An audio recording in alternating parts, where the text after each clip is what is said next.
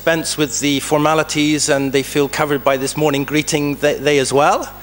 My name is Stuart Ward. I'm the Information and Communication Officer of the Swedish Environmental Secretariat for Asia, SENSA, part of SIDA.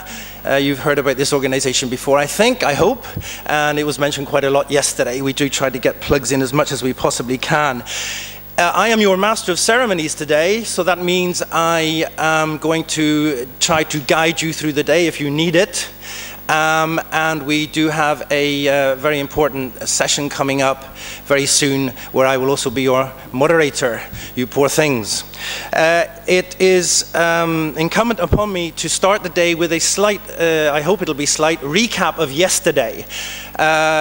Salim ul Haq gave one, but the organizers feel that it's good that we perhaps have a summing up today as well, and there are perhaps some of you who were not here for that yesterday.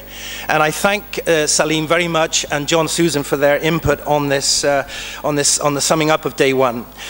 Yesterday, the first theme, theme one, was related to vertical integration of mainstreaming adaptation into development planning.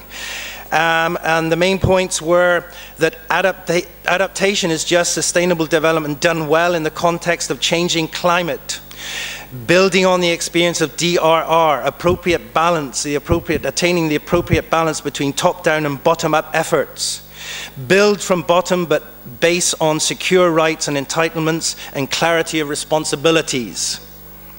The voices of the poor and the vulnerable should be integrated. Theme two was on horizontal integration, and there a lot was said on the disjuncture between generators of knowledge and users, also between actors and advocates.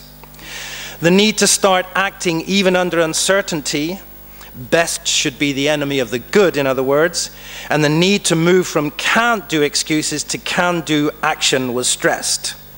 Incentives that are needed to make different actors change current behavior in order to act, coordinate, and change. The incentives that we are talking about are the 3 Ps: power, profit, and philanthropy. The need to clarify roles and responsibilities of different actors was also discussed in depth. Theme 3 on financing adaptation. Climate change finance, especially adaptation finance, of course, versus ODA, and the need to identify synergies and differences. Lessons, including the good, the bad, and the very bad lessons from decades of ODA should be applied to when discussing today's adaptation finance. And some lessons from adaptation financing may also be useful for ODA. Different paradigms under which ODA is given, for example, charity or solidarity, voluntary work, and so on, versus climate change finance, like treaty obligations, polluter pay principle, etc., also need to be understood. Better ways of ensuring effectiveness of finance are also needed. Theme 4 on the role of science. There, the main points coming out were current forms of communication from scientists to decision makers are inadequate. The need for better facilitation of demand for scientific information from users to scientists is needed.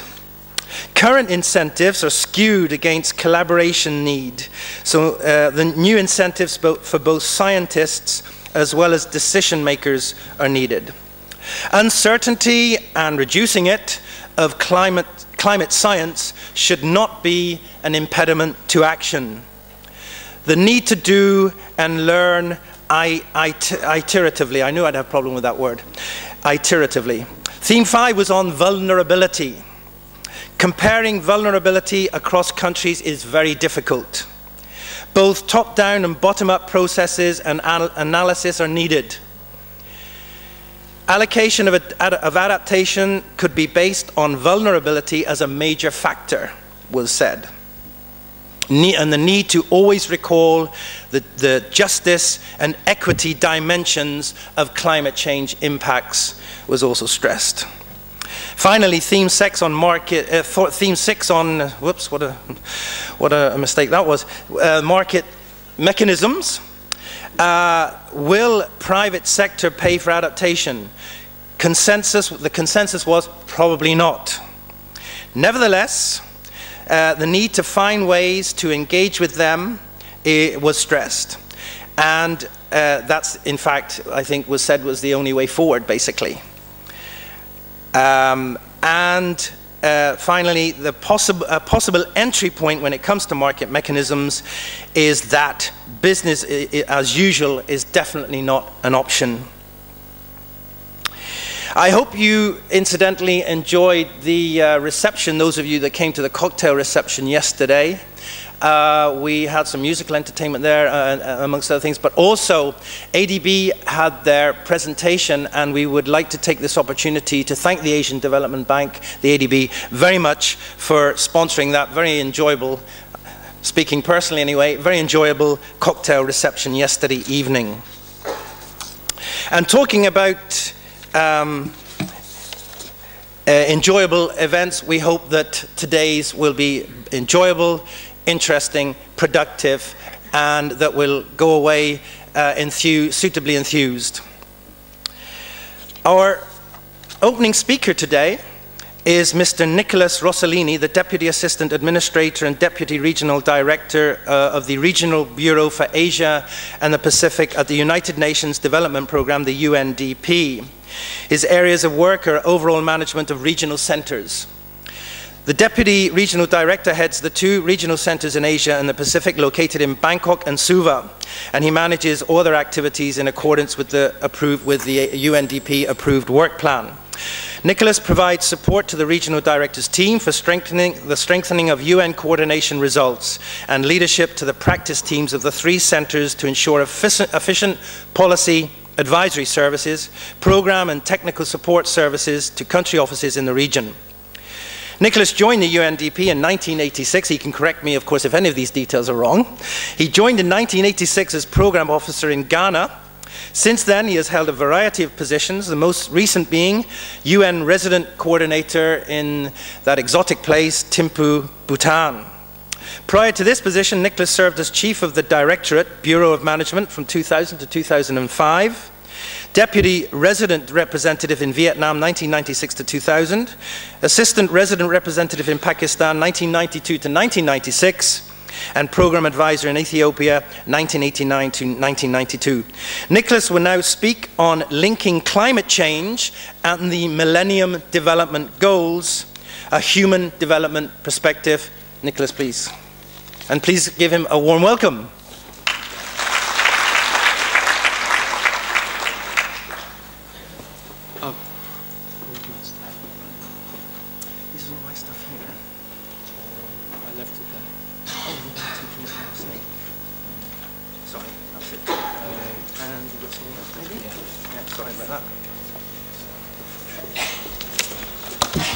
Okay.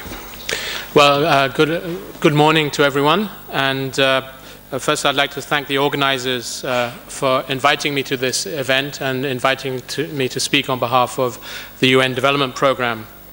I'll be speaking on some of the emerging lessons coming from our project portfolio in the region on mainstreaming adaptation. And to start with, I would like to start with a bit on the context for our work on adaptation. The starting point really is that we see climate change as a serious development challenge going beyond a purely environmental issue and something that will impact on overall MDG achievement. In September, this last September, at the UN Summit, together with our partners ESCAP and the Asian Development Bank, we launched the report Paths to 2015, MDGs, Priorities in Asia and the Pacific. It gave a mixed picture of how we are doing in the region in terms of MDGs. On the one time, there's been enormous achievement and progress in terms of the reduction of the number of people living below the international poverty line of $1.25 a day.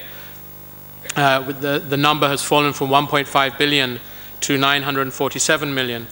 So in terms of income poverty, there's been very strong and consistent progress in the region.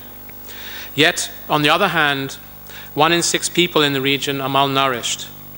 And current trends, there could well be 900,000 extra children suffering from malnutrition in the region by 2015. So what is important is lifting people out of poverty by accelerating the progress on the MDGs. And for that, as I heard from the summary from yesterday, we need more inclusive growth and improved social protection. So I think what I'm trying to say is that climate change and adaptation issues are a very important and central challenge, but we mustn't lose sight of the overall challenges in terms of equitable development and MDG achievement.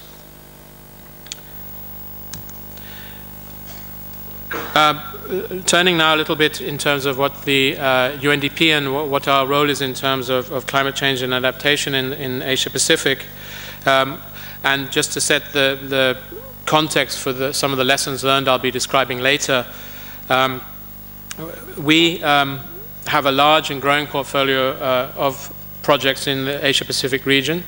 We work with partners, and in addition to our own portfolio that we manage and implement with partner governments, we work with many multilateral and bilateral partners throughout the region.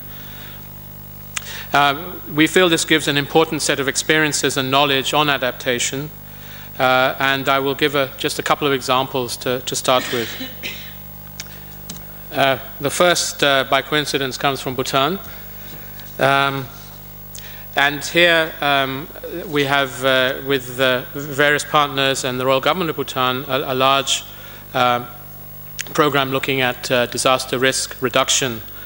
For the formation of the glacial lakes is a significant climate change-induced hazard in Bhutan, and throughout the Himalayas, in fact.